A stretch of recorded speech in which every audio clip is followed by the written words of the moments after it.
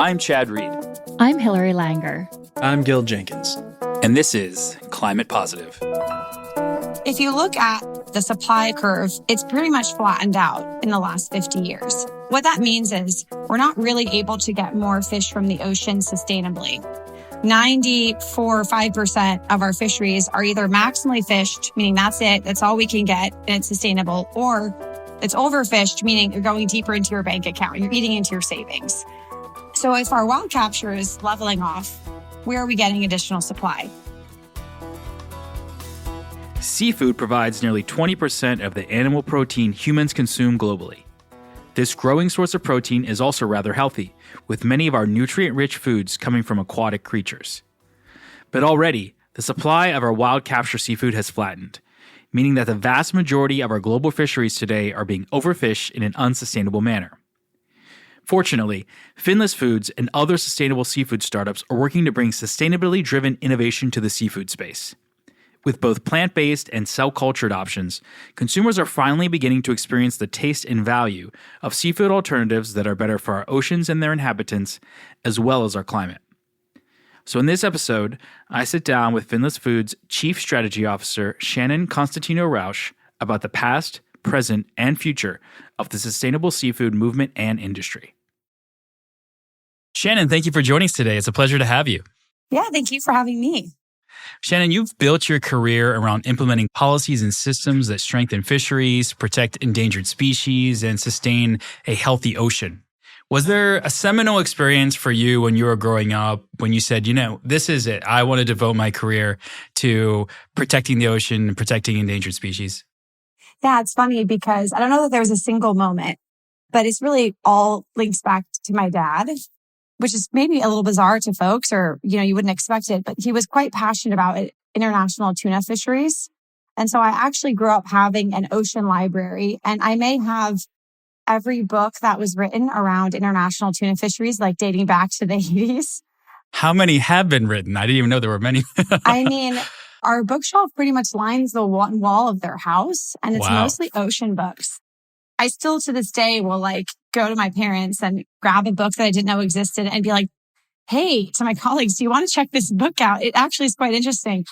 There's an entire book on sushi. And so I grew up just learning about these issues in a very detailed way, maybe more so than you would expect for someone who's 6.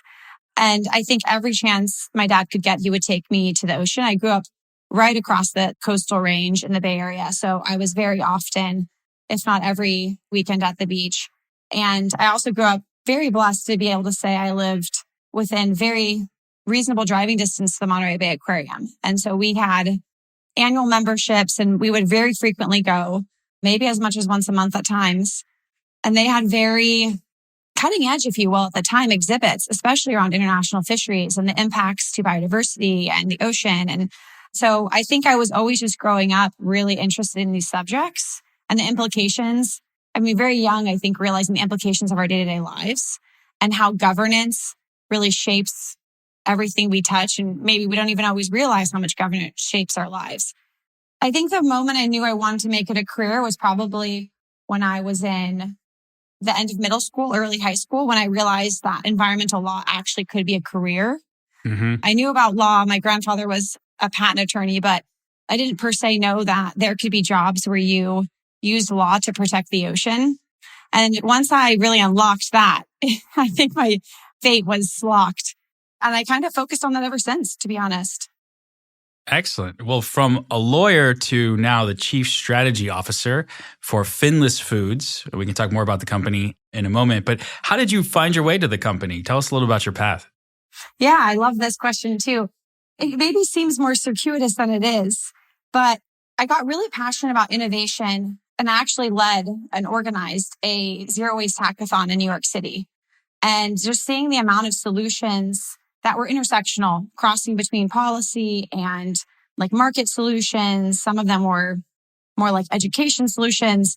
I really got inspired by the suite of things that you could achieve through innovation, particularly around issues that policy and law have struggled to solve, like plastic pollution, because it's really hard to legislate. Right. Anyway, so when I moved back to the Bay Area, I got connected into an organization that was looking for a director of global policy and campaigns, but also hosted sort of an accelerator program for ocean tech. And I quickly was like, wow, I can do my two passions in one. I can continue to run international policy campaigns and work with all the sort of like governments and environmental NGOs that I really enjoyed and built my career on. But I also get to really support this suite of companies working in ocean tech, one of which was Finless Foods at the time. And a mentor of mine was also supporting Finless and was also obviously my mentor and supporting the organization I was at. And he and I were trying to help support Finless and searching for their next, like, what was this role that they needed? There was a lot of different components to it, but how do you define it? Who are you really looking for? And so I was actually helping figure that out. And my mentor was like, why don't you just consider this? This is actually all the things that you know how to do. Understand working with the government and agencies, understanding the difference between legislation and agency work and regulatory work. Also really understanding the sustainable seafood movement, working with the seafood industry, but also understanding the civil society angle to it. So you're perfect. I don't know that it took persuading, but it took me sort of meditating on it. It was a big switch to make that leap into the private sector, but I did, and I never looked back really. Excellent. And so what does a chief strategy officer do on a day-to-day basis? No day is the same. I wear many hats and I love it. I wouldn't trade it in for anything.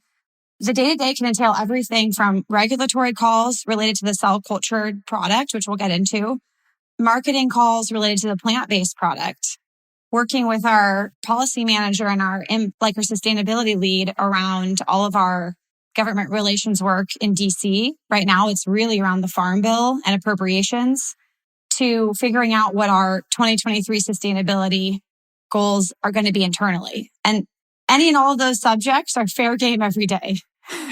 Some would say it's a little manic, but I just am a builder and I love that. And so it's actually, to me, a blessing that I get to wear so many hats.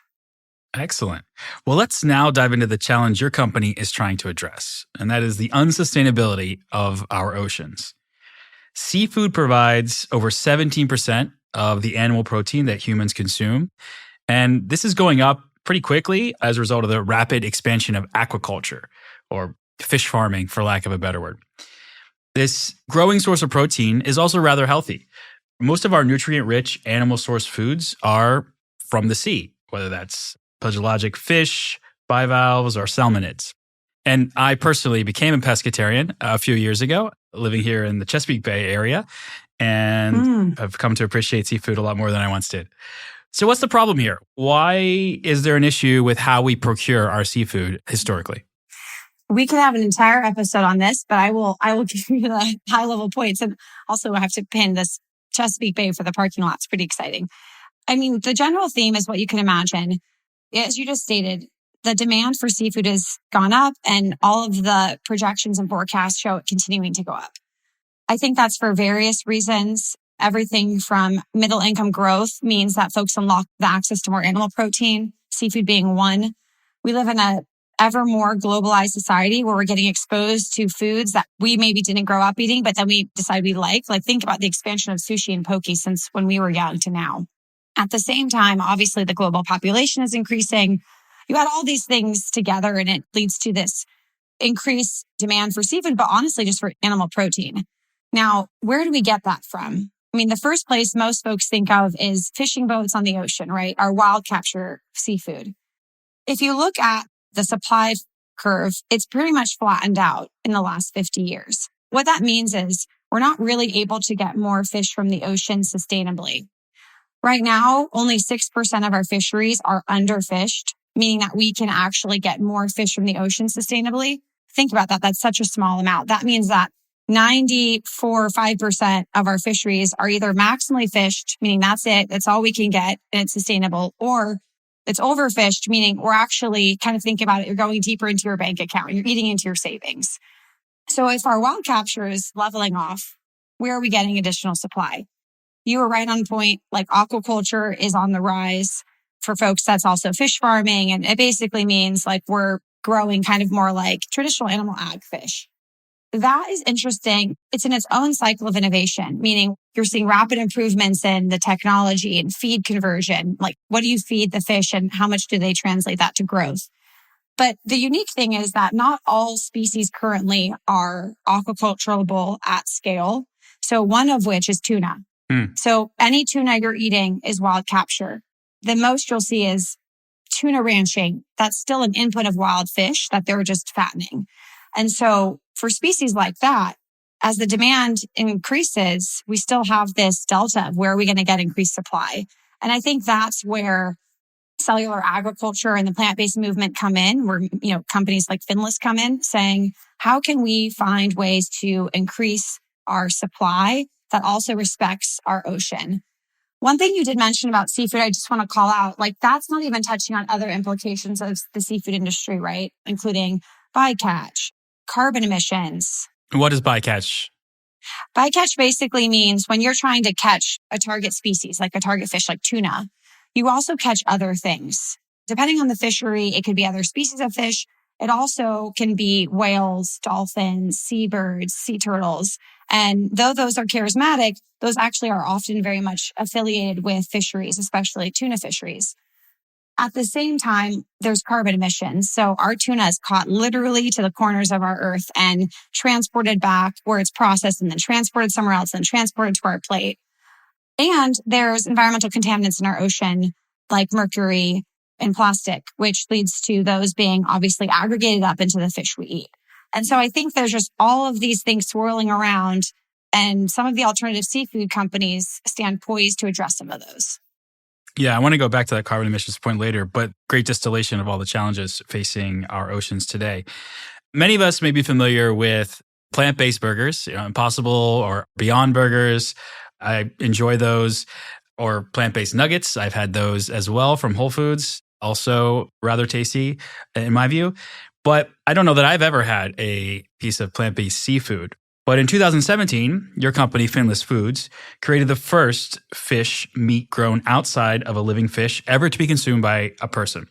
So tell us a little bit about the process that went into this effort. Totally. And I'm going to really just kind of create two buckets, right? Cell cultured, or maybe you've heard cultivated, or maybe you've heard lab grown. We don't love that term, but maybe you've heard it. And then plant-based. And those are two distinct buckets. And I'll kind of go into both so that folks see that. On the plant-based side, sort of you were mentioning Impossible or plant-based nuggets. That basically means the product is made of 100% plants. For those who kind of follow these labels, those products would be vegan. On the other side, cell cultured products are real meat, so real poultry or real beef or real tuna. It basically means cells were taken from a wild or conventionally raised animal. They are fed nutrients that cells, like even cells in our body, enjoy, like salt, sugars, amino acids that you need to grow and proliferate. That's done in a bioreactor, which think like a large steel drum like you'd see in a microbrewery. The cells are harvested and grown out around scaffold. Think you're in New York City and the scaffolding that they're building buildings, and it's basically given form, right? The cells grow around that to the structure that you're seeking, whether that's a steak or sashimi. And at the end, that product does contain real animal cells. So for example, if you had a seafood allergy and you ate cell-cultured bluefin tuna, that would apply.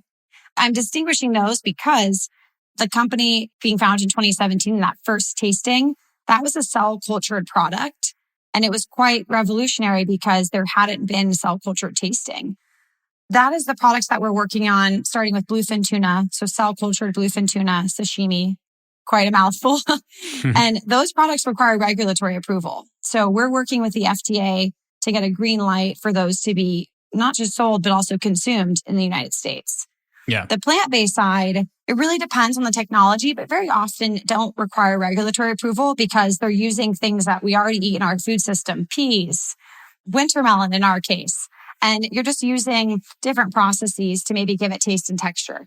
So the revolutionary technology early on is this cell culture technology. And I think it'll really unlock the future of meat production. On the plant-based side, I think it really unlocks this growing climatarian, flexitarian movement saying, how do we reduce emissions from our diet? And plants are a great way to do that because you feed plants to animals and then you eat the animal. And in this version, it's saying, why don't we just go straight to the plant? Mm-hmm. No, I haven't actually heard the term climatarian, and I love it. And I might just adopt that myself. Yeah, I use that often when I'm asking friends when we're out to dinner what we're going to eat. And they're like, what do you pick? And I'm like, let's just make a climatarian choice. And I do want to go back to the FDA process as well. But first, so your first, I believe, marketable product is a plant-based bluefin tuna that is the main ingredient of which is this superfood called ash gourd or winter melon. Can you just talk a little bit about how that plant-based product is made, and without revealing too much, your secret sauce? Why is it so good and tasty? Of course. So our plant-based product, the first thing I'm just going to sort of note is we actually benchmark it against more of a yellowfin ahi, because it is basically a plant-based poke-style tuna. What that means is it's intended to be consumed raw, like you would a poke bowl or a spicy tuna roll or a piece of sushi or etc.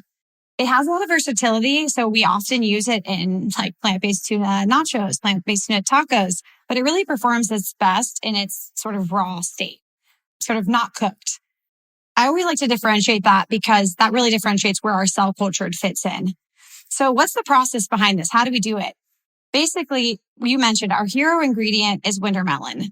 The product is 9 whole plant-based ingredients and it's minimally processed. We basically take the winter melon, dice it up.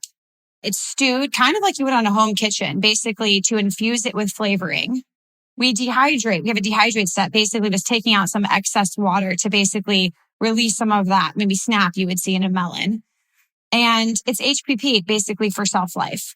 That's basically it. We're pretty proud of it because, one, there's been a lot of conversations in the plant-based space, regardless of which side we fall, around minimal or highly processed. And we're excited to say that our product is minimally processed. And also, it's a simple, short ingredient statement. The main hero ingredient being winter melon. And so something folks understand, can touch and see and kind of have a reference point for. Mm-hmm. And your customers, let's talk about your customers, because I think you're first attempting to sell this product primarily to restaurants rather than direct to consumer. Talk about that customer segmentation process and why you're prioritizing the way you are. Yeah, definitely. So you were right. We are selling B2B, business to business, which in the food world is called food service. Basically meaning we're selling to the folks that are preparing your food when you're buying out, whether you're going to fine dining or fast casual, like your Sweet Green or your sit down. We made this decision because, one, the majority of seafood in the US is consumed out of home, out of the house, which means folks are going to get it from locations like this, restaurants, Sweet Greens, that type of thing. In many ways, we're just trying to meet the consumers where they already are and where they expect to get seafood. I'd also say that the average person in the US is not going to buy wild tuna to come home and prep sushi and spicy tuna rolls and poke bowls. And so again, if we're trying to really meet consumers where they are and how they're used to interacting with those tuna dishes, we were like, food service is where it's at. I think we've also seen in the plant-based space that there's a lot of success in starting with food service because consumers see making a decision to try a new dish as a lower risk decision than buying an entire box of something and taking it home and trying to see what you would do with it.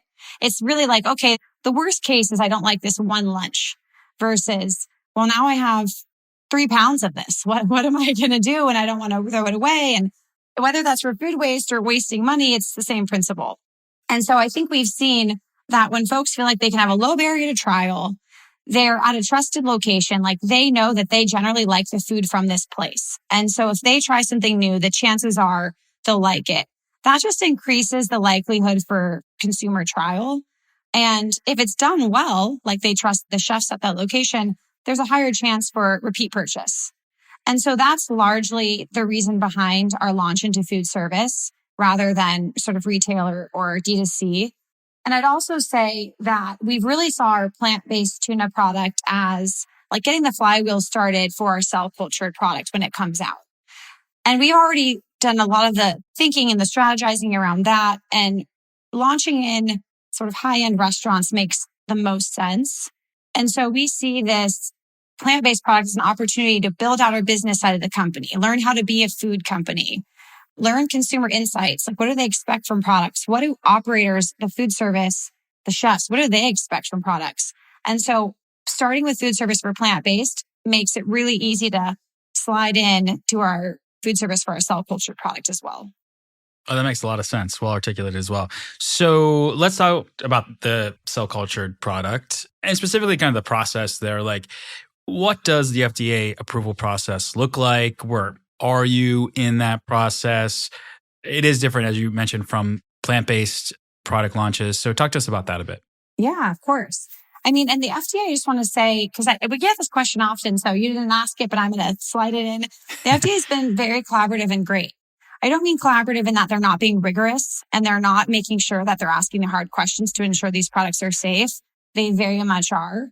But it's also a partnership and them learning a new industry and understanding a new technology and being eager to see this technology come to life in the United States. This is sort of an evolution that's happening globally. Various governments are thinking about this technology and taking various stances on not to say yay or nay, but how much they're going to incentivize and push and help build enabling conditions. And it's really exciting for us that the US is taking a quite proactive approach because it's ensuring like not only American competitiveness in this industry, but also we believe this industry has a lot of potential for sustainability. And so it's also the US committing to basically exploring a more sustainable food system in the future. So what does that process with the FDA look like? It's basically consultative. We basically share our process and data, like this is what we're doing and here's some data from it. And they ask questions and then we kind of submit more data and they ask questions, ultimately getting to a place where we submit a full document submission, which is called a dossier. The FDA will pressure test that, ask more questions, have more meetings. And when they feel like there's no more questions to be had, they give you basically a no questions letter. Again, no more questions to be had. We officially codified that, which means you have the green light to go to market and sell the product in the United States. We are in the thick of it in the best of ways, meaning that we've been making a lot of progress and we've been having meetings with the FDA and making submissions and preparing basically all of the information they'll need to be able to give Finless that no questions letter. Excellent. Just ballpark, how long does the process typically take? It's really hard. The FDA will say 9 to 12 months to review a full submission. Obviously, there's time with the consultative. And so it really depends. This is not trying to give a wishy-washy answer. It's because it really depends on the technology. And every company's technology, though there's very similar like building blocks, are very uniquely different. And so it's hard to say what that consultative front time looks like.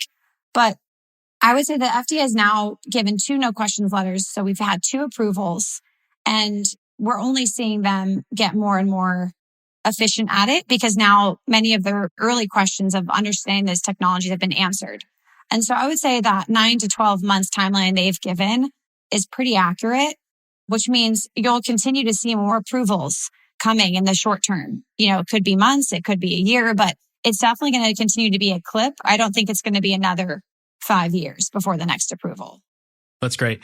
So you started with tuna, and maybe you could tell us a little bit more about why tuna specifically. And then what are your next potential product lines? Are you looking at shrimp? Are you looking at scallops?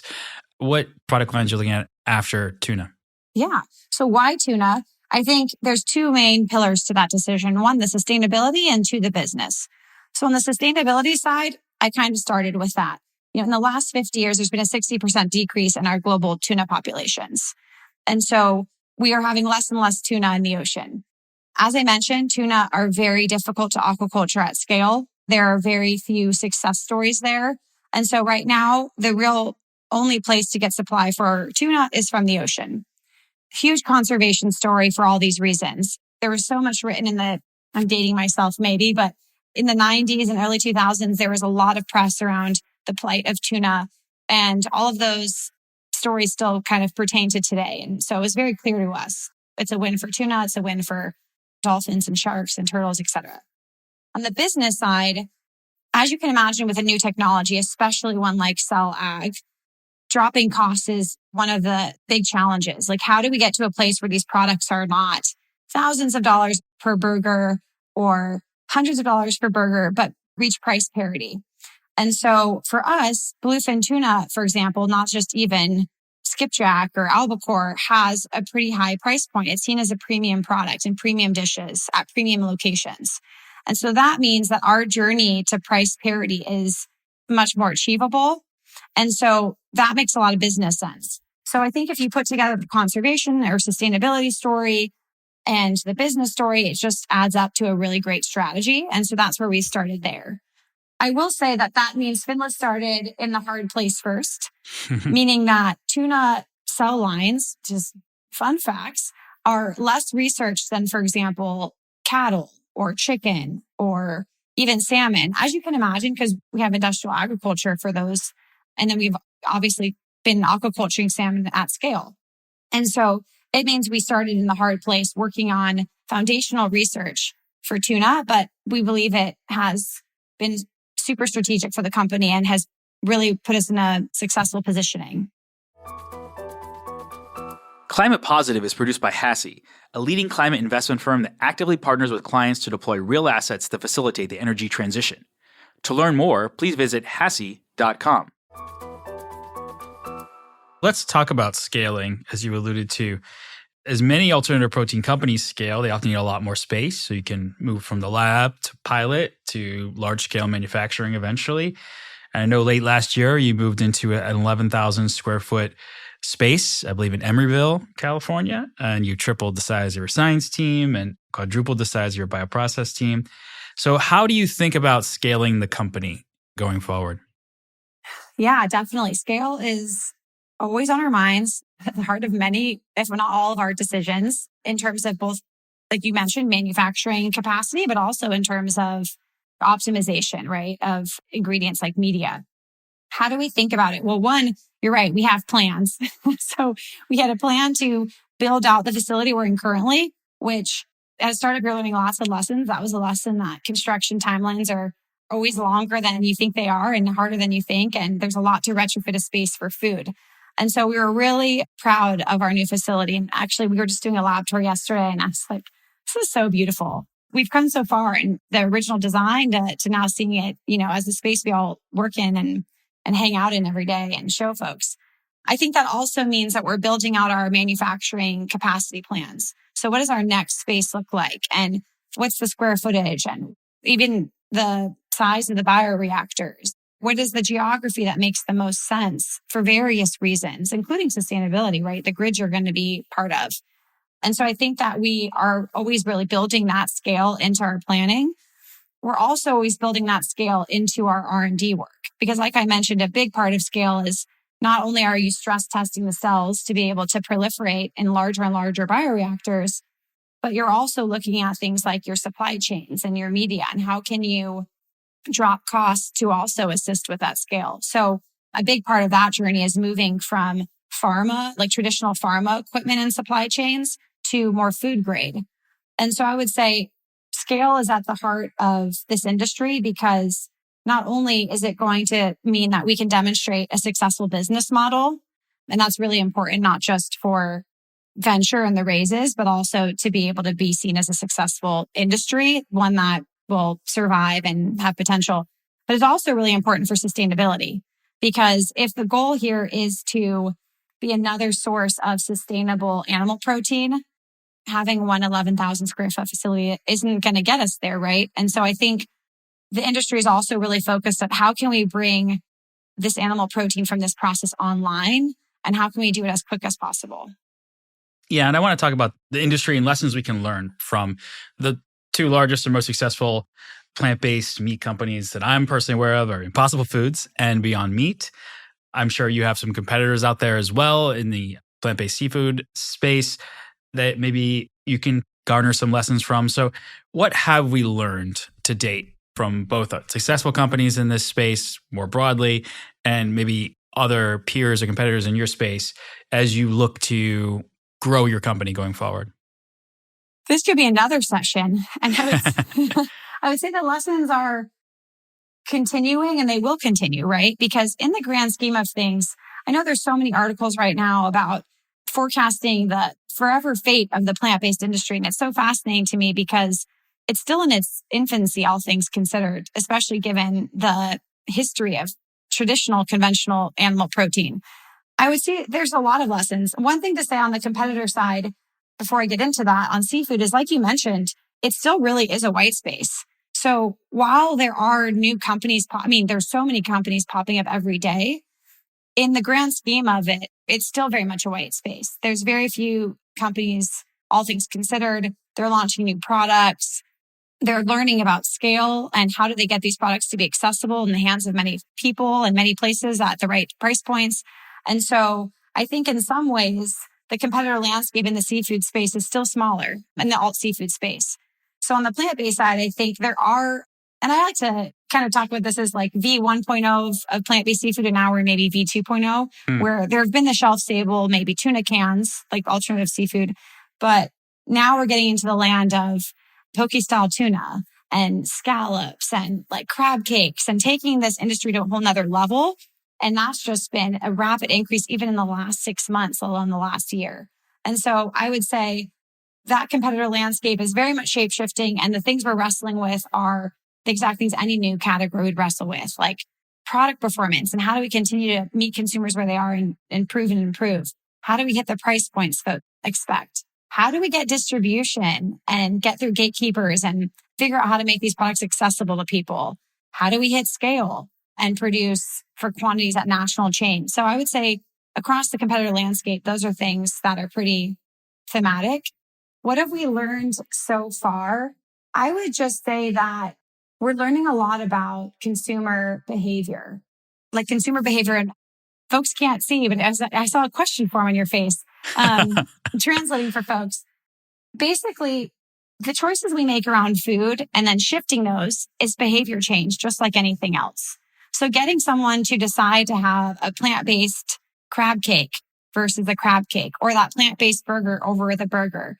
How do we drive those changes? I think we've seen the industry rapidly grow, and some may argue will level off. Well, I think every new food category levels off and nothing has infinite growth. But also, once we've kind of already built traction with the folks that are most inclined to try these products and adopt them first, integrate them in their lifestyles, how do we get that next batch of consumer? And so I think the thing we're all learning about from each other in this competitive landscape is what kind of product performance are folks expecting? How can we make these products differentiated? For some, they want it to be exactly like a burger, which means they don't care that it's highly processed. They're not eating it for health reasons. They might be eating it for sustainability reasons. Others want this to improve, not only meet their health expectations for product, but improve. And they want to eat these products solely for health reasons. So how do we better understand those consumer insights? And how do we understand how we can unlock that behavior change to get more folks to be considering and integrating these products into their day-to-day? Excellent. Well, you also mentioned earlier the issue of carbon emissions. While both wild fisheries and aquaculture result in lower emissions per gram of protein than land-based meat, including beef, which is 6 times higher than wild catch seafood, mutton, which is 5 times higher, pork, poultry, and even cheese, all higher in terms of emissions per gram of protein than either wild catch or aquaculture. Still, both wild catch and aquaculture result in some emissions, right? I believe it's between 20 and 40-ish grams of CO2 equivalent per gram of protein. So is it safe to assume that your products, either the plant-based or the cell-cultured seafood, are less carbon intensive than existing wild catch or aquaculture? Yeah, okay. So first thing I have to say, I'm thinking about it. What do you think how they would react if they knew these numbers were top of their minds every time they made a choice? I know these numbers, and even every time you say them out loud, it's very humbling for me. So I really appreciate you calling it out.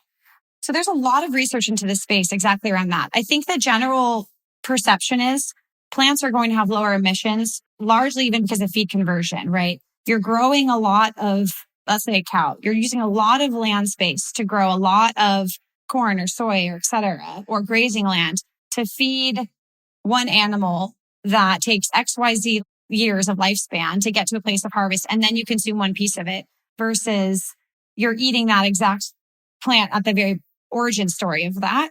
And it just takes a lot less land space and emissions and et cetera to produce that ingredient or whatever you're going to eat, pea or et cetera. And so I would say the general hypothesis is that plant-based products inherently will have lower emissions associated than other meat products, just even based on that fact. I would say there's a lot of work being done in this industry to dig into that, tease it out, especially as companies and products become more mature, being like, you're not making supply chain changes every day, which makes it very hard to measure. And you're seeing LCAs roll out of folks basically walking you through not only what the footprint of their product is, but how that compares to the conventional equivalent. So you're seeing that with companies like Oatly or Perfect Day or Impossible Beyond, and you're starting to be able to see those numbers. On the sell side, I would say that the hypothesis also is that there is a pathway to lower emission, not even just lower emission, I would say lower footprint, because there's a lot of things that go into that water. And, it's not just emissions, but a lower footprint of cell cultured products than their conventional competitors. I will say that we are in a very early day of this industry. And so many of the companies, actually, I would say all of the companies are mission founded and mission driven. And so since this is our goal for this hypothesis to become true, we're all baking this into our business strategy as much as possible. So for example, as you're building out the facilities you're going to produce, baking in those best practices into manufacturing build out. As you know, some of the easiest things, not the easiest, but it's easier to have your built environment built in a way that lends itself to sustainability than trying to retrofit something later. And that makes a huge difference, that in supply chains, in what your footprint is going to look like. And so it's something we're baking in already. And we're really aspiring to have that hypothesis be proven true. It's too challenging to say right now what that number is, because in rapid scale up, this is your space. So I'm almost like preaching to the choir. It's very hard to measure something that's ever changing and that we've not refined the ultimate production process yet. Right. And so I think we're trying to do our best to like baseline and dig into these numbers and work on supply chain improvements. But I think all things considered, third parties and folks that are really looking into this and research organizations are really sort of in favor and believe that this hypothesis can be true. Yeah, absolutely. And I know you alluded to it in that previous answer, but we are a very mission-driven, sustainability-oriented company, and ESG is very important for companies even like ours. And I would say Finless Foods is very similar in that regard too. So talk to us about your sustainability goals for 2023. I know that there's a new sustainability reporting framework created for the alternative meat industry. So talk to us about how you're engaged in that and maybe some of the key metrics that you're looking at this year, especially. Well, first, I'm really proud to say that a company of our size and at our life cycle, if you will, how young we are, we already have a sustainability lead that's been with the company for over a year now, which is tremendous. It's very hard, as you know, to advocate for one headcount or two headcount of a very small company to be solely dedicated to sustainability. And that was something that was really important. To the company, but personally to me in advocating for that. And it's a tremendous asset to our team and the one exactly working on this on the day to day. I'd also say that we have already created a green team. So we have a culture committee and we have a green team that's part of that. And actually our sustainability lead is involved in both. And that is another way that we're trying to bake this into not only company culture, but also into like broader company goals rather than just an individual department. And I think that's really important as being someone in sustainability. Even prior to this, it was really important to me that sustainability wasn't just this side department that kind of operates as an internal consultant advocating for things, but that it is integrated to all the department's goals. And it's integrated into the business strategy, like I was saying about bluefin tuna. And so it's not something that's kind of sidelined, which I think can unfortunately often happen. So what are we doing in 2023? We've been doing a lot that's in 2022 to lead up to here. One, we're really like digging in deep to our baselining. I think we spent a lot of time last year, exactly just what you mentioned, digging into the various standards, right? There are so many, like which one are you going to use? What's the reporting structures? There's new guidance documents coming out literally every few months. And so really figuring out, okay, what are we going to baseline against? We're also working a lot on supply chain transparency. We really put those foundational steps in place last year as well, but now really just going into full ramp up mode. I think last year we built it and did a few trials to see how it worked. And this year it's really fully integrating that. And we're continuing to integrate sustainability goals into all of our departmental goals. So if you maybe are familiar with SMART goals, our company uses that kind of framework. And so every department is building their SMART goals. And it's been really important for us that sustainability is built into the departmental SMART goals so that we're a partnership. We're working with those departments to achieve, let's say it's greening the lab or it's getting the Alameda County's green business certificate. How are we working together on that? So that's like, I think, our North Star for this year, not to mention just staying engaged in the dialogues that we have been around like Climate Week. I was there speaking in San Francisco, Climate Week in New York City, really digging into like the UN Global Compact and how are they looking at sustainability and doing a lot of that thought leadership work to move the entire sustainability and I guess in some ways the startup world forward in that space. Excellent. Well, thank you, Shannon. We're almost done, but first we have the hot seat. So we ask for your immediate reactions to the following statements.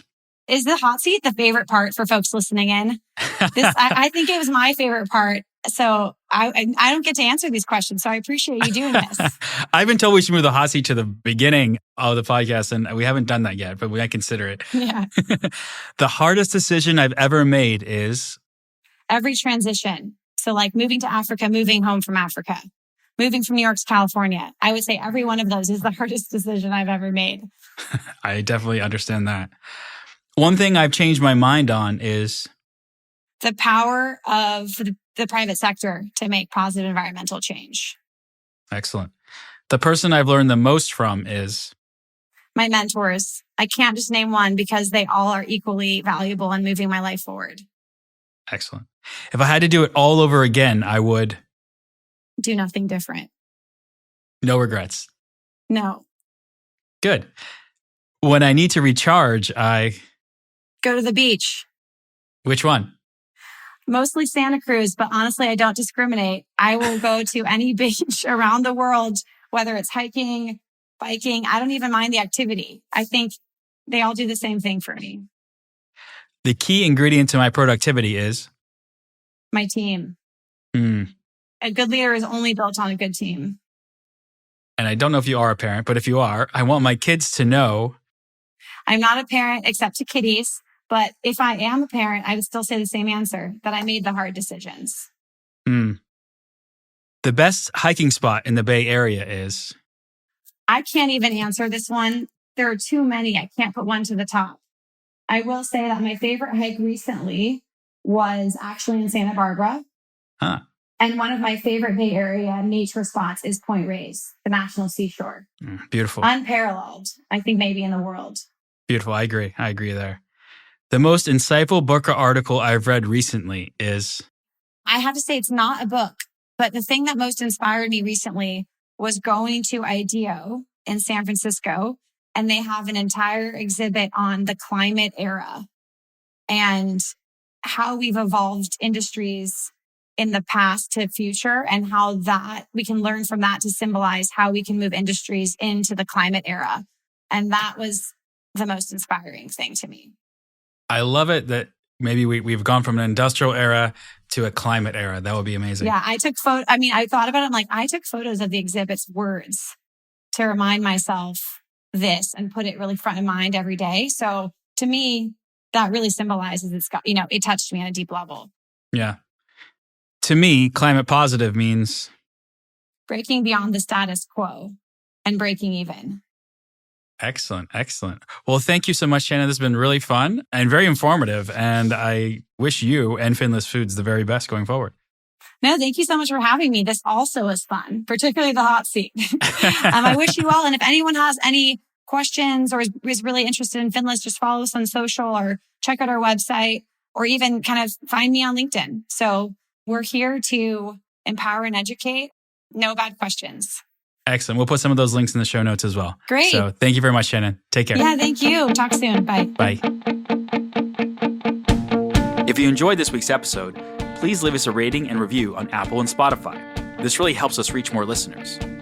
You can also let us know what you thought via Twitter @ClimatePosiPod or email us at climatepositive@hasi.com. I'm Chad Reed, and this is Climate Positive.